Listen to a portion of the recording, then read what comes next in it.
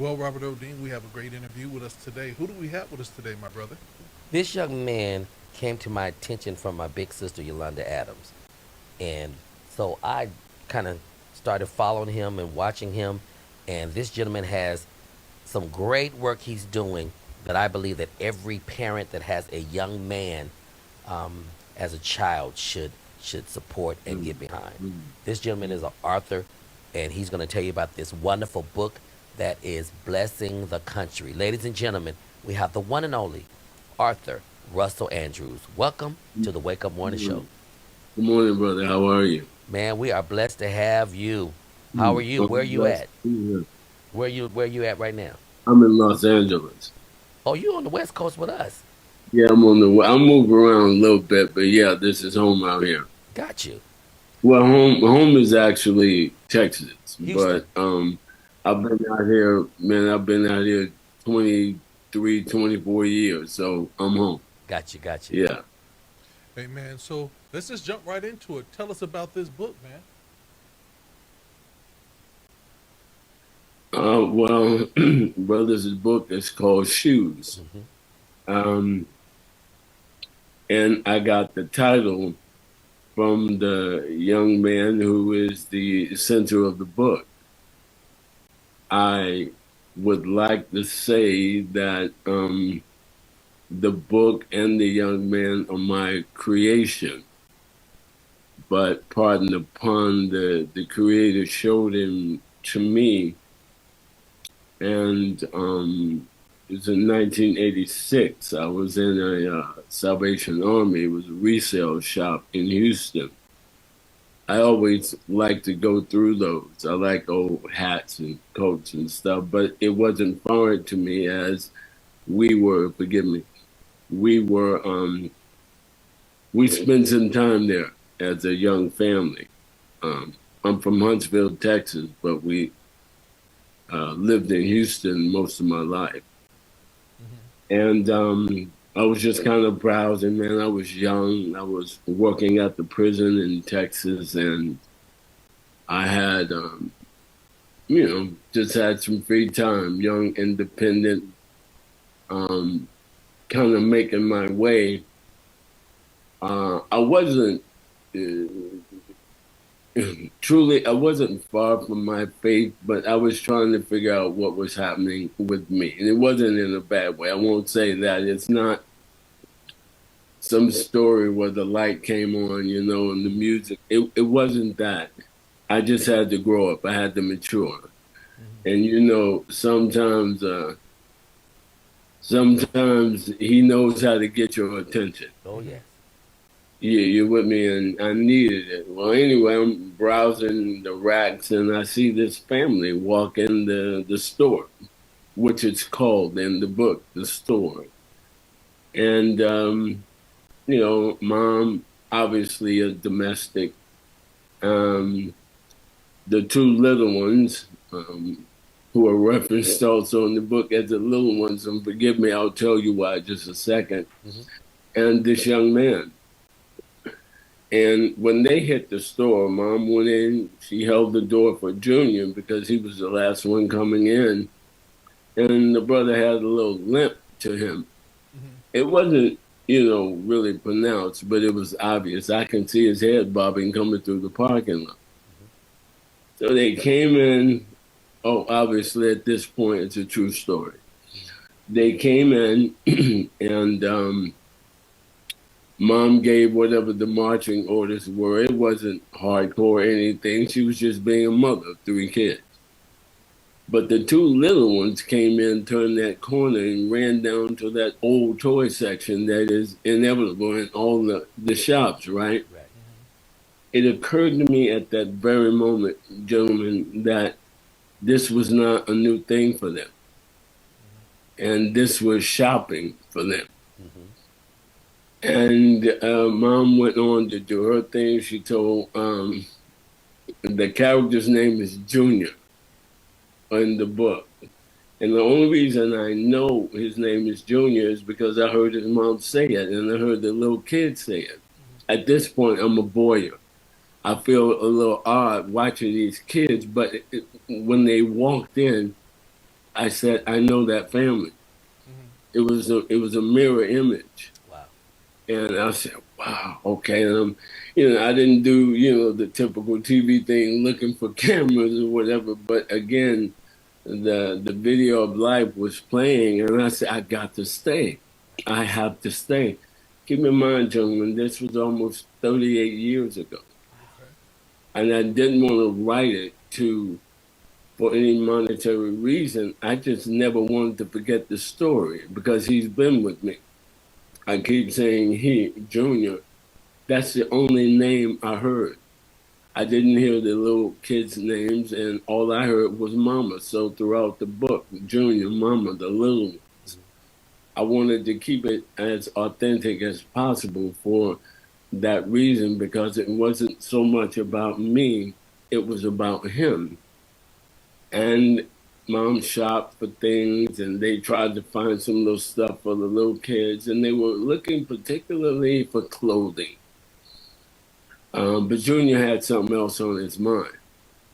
Um, they found a dress for the little girl, a little tie and whatever for the youngest boy. Who those little ones were 5 and 6, 4 and 6, something like that. Hmm. Mom had found some curtains and some other stuff. So when the family got together, the powwow, okay, here's what we're doing next. The little girl says to her Mom, do we have to call him Mr. Charles or can we call him Daddy? It hit me. That woman's getting married tomorrow. Oh.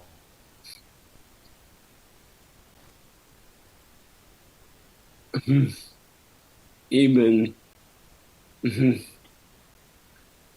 38 years later, I still have trouble telling that without understanding what I was being given. But Junior had something in mind. Junior walked with a little bit of a limp. He had these corrective boots on.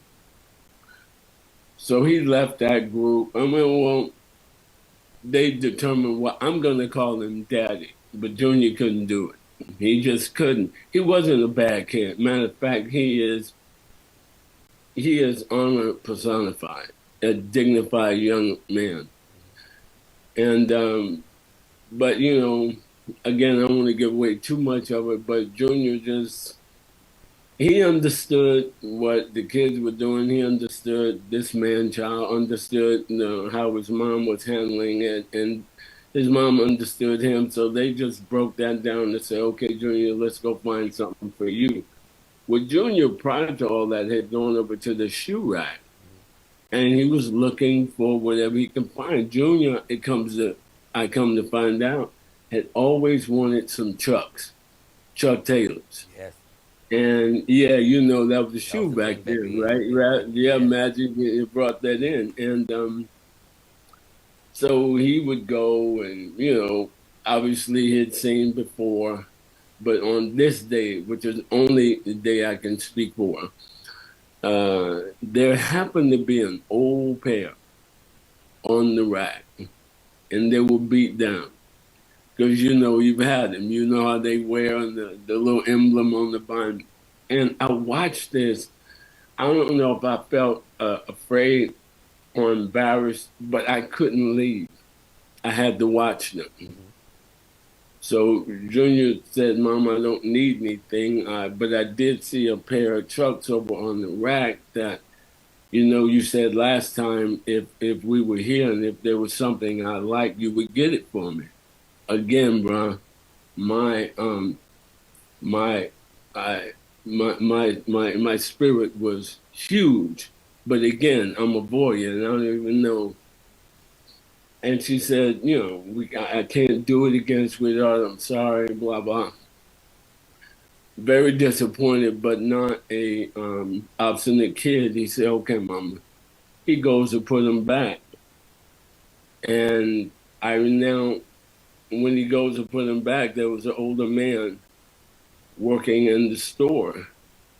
They engaged in conversation. Again, I'd have to give that chapter away, and it's a lot, but come to find out, that the man was inquisitive. He asked Junior if he liked him. He said, yeah, he loved him, but he couldn't get him. And his mom would do something for him the next time, but she's getting married tomorrow, and we're here shopping for.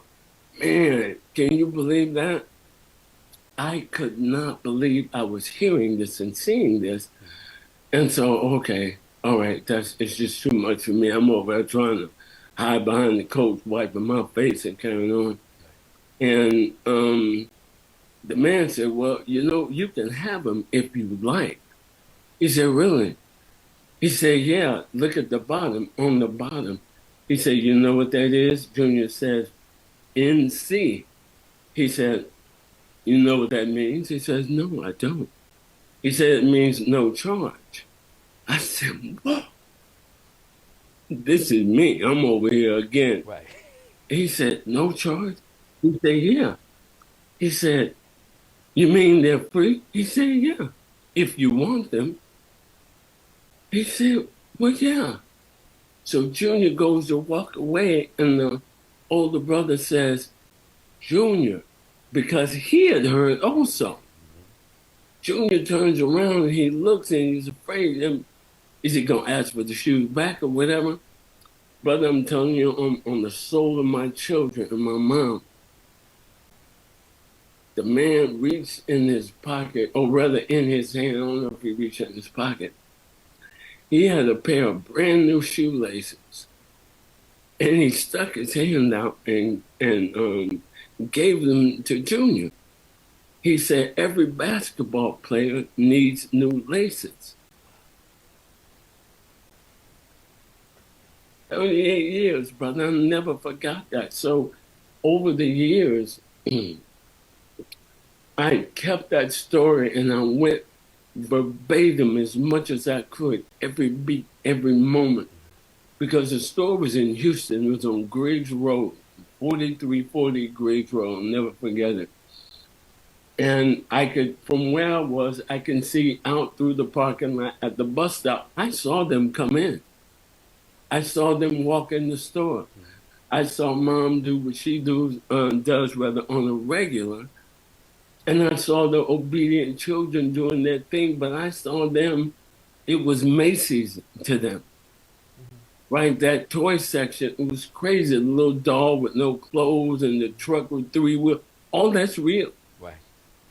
That's the final chapter in the book, guys. And I never wrote it because I said, okay, this is interesting. It's my story. Nobody's going to believe it, but even still, it's not a book. So I said, oh my God, so how will I get them to the store? That's where I come in.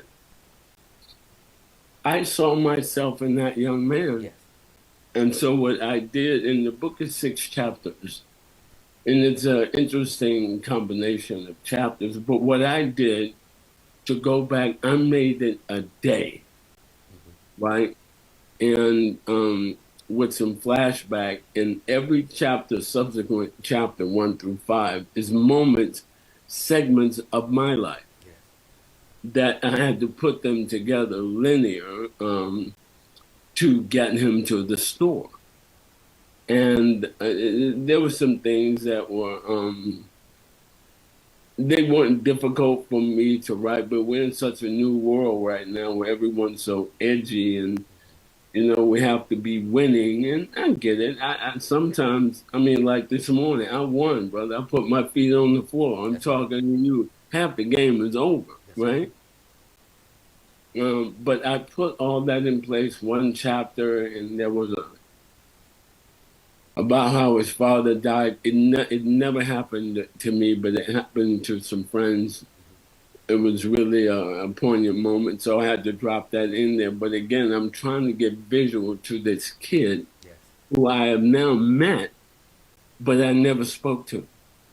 Wow. This woman and these children, again, who I've met but never spoke to. No.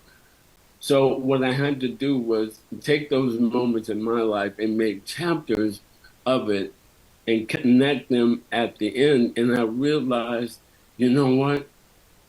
Junior just showed me what life is through the 11-year-old eyes. Yes. I grew up in the hood. It wasn't always quote unquote the hood when I grew up in South Park. Things happen, gentrification, there's crime, economic things, all those things happen. I didn't want to show that per se in the book. Right. I don't. There's enough of that. I agree. Every other movie, somebody's dying. There's Yeah. drugs. There's broken glass. All that was real. Right. All that was real. But it came to that, right? Now, we didn't move into that. In our hood, wasn't always. Matter of fact, there's a resurgence now there. So I don't want to say that was it. But I didn't want Junior's view of it. I didn't want him blind, not blind, but myopic and naive. I didn't. It's not that, but I did want to show that we have life beyond the stereotype. Yes, sir.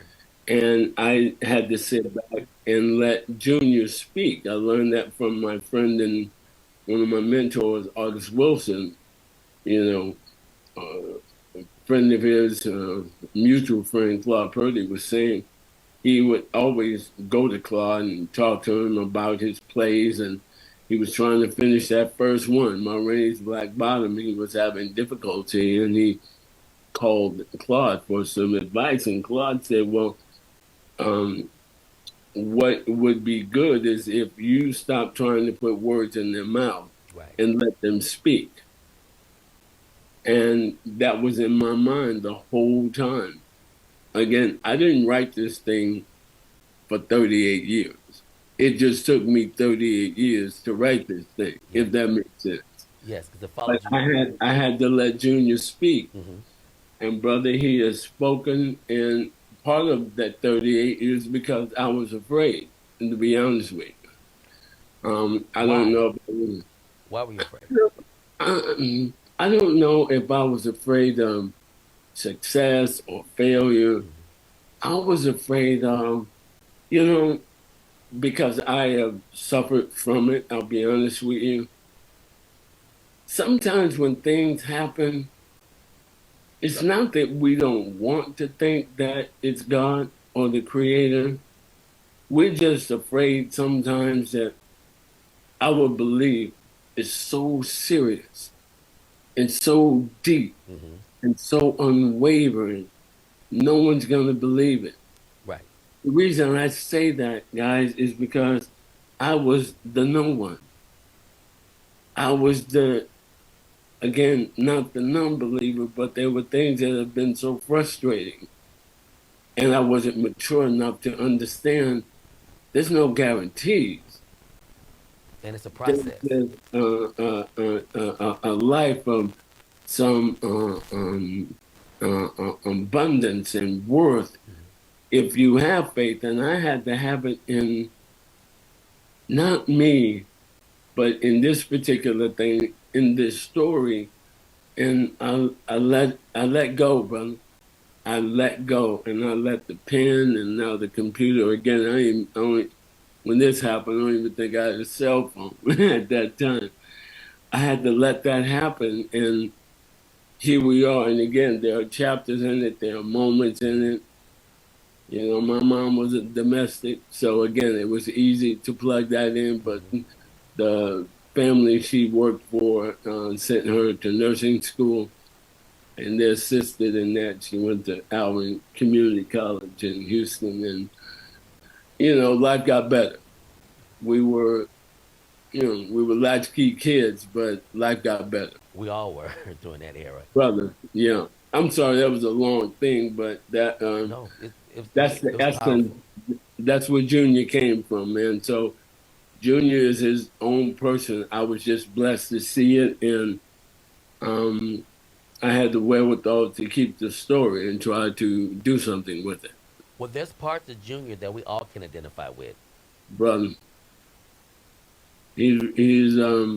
Here's the thing. I did an interview like a week or so ago, and a cat asked me. He said, "Man, if Junior were here now, what would you say to him?" Man, first of all, again, I've never seen him again. I saw that family that 1 hour, hour and a half, or whatever. In this, I've never seen them again. Wow. I wouldn't know where to find them. They didn't know me. They were in their own world. I was just taking that blessing and also that spiritual spanking that I probably needed at that moment. Real talk. And I don't know what I would say to Junior per se. My answer will probably be different every time. Hmm. Um, I would hope that by some chance that he and his wife or whoever, maybe him or maybe his kids, are somewhere on the internet or whatever, forgive me, and they see the book and they think it's interesting, not knowing that it's them, Right. not knowing that he was the inspiration. Wow. You know, I mean, we have man. People make lives out of the things that we throw away. Oh, oh yeah. And he wanted those shoes, no matter what. That's all. That ambition, goal he He wanted, wanted it. and yeah, and I was fortunate to see that at that moment on Griggs Road. So tell us this: how can people get your book? Where can they find it? And where's your next book signing? I believe it or not, because of people like Yolanda and some other friends in Houston, actually around the country, some in the UK, brother in Nigeria, longtime friends. I've yet to do a book signing because the promo of it has been their reviews that they posted for me. Mm-hmm. And again, they're long time friends. But to find the book, you can go to the easiest way is my website. It's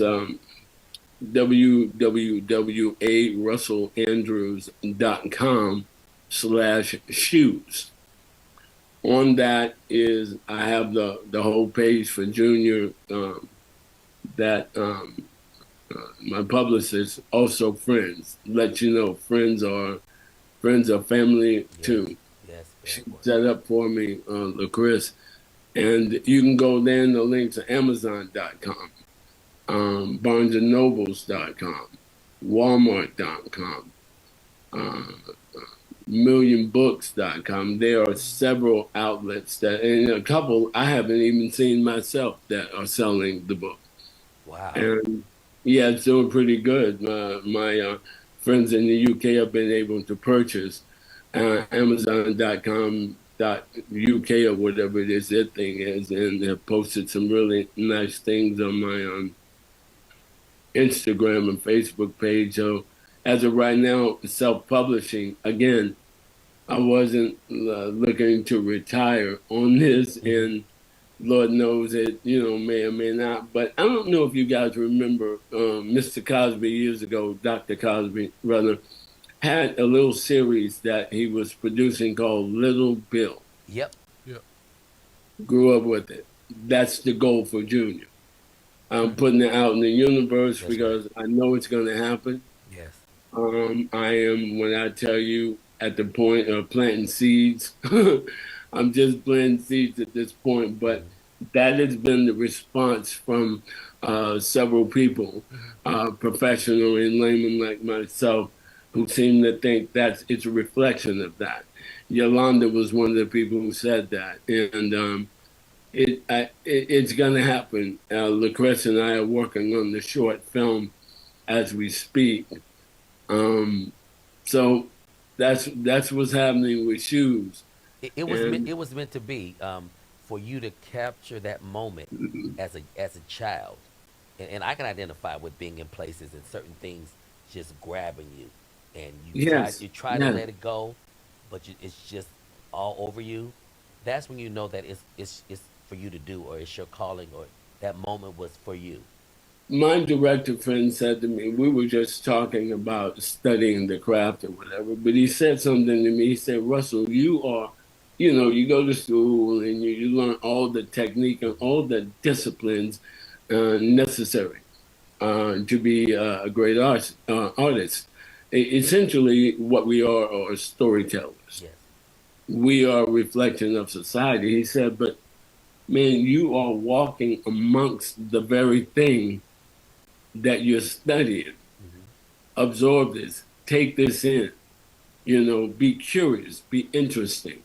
And I saw that in that young man, and I became that in that hour and a half. And again, I wasn't even acting at that point. Dude, I was, again, a prison guard and mad that I had to go. I had classmates, and a cousin, couple of cousins, matter of fact, who had been, let's call them residents, Yeah.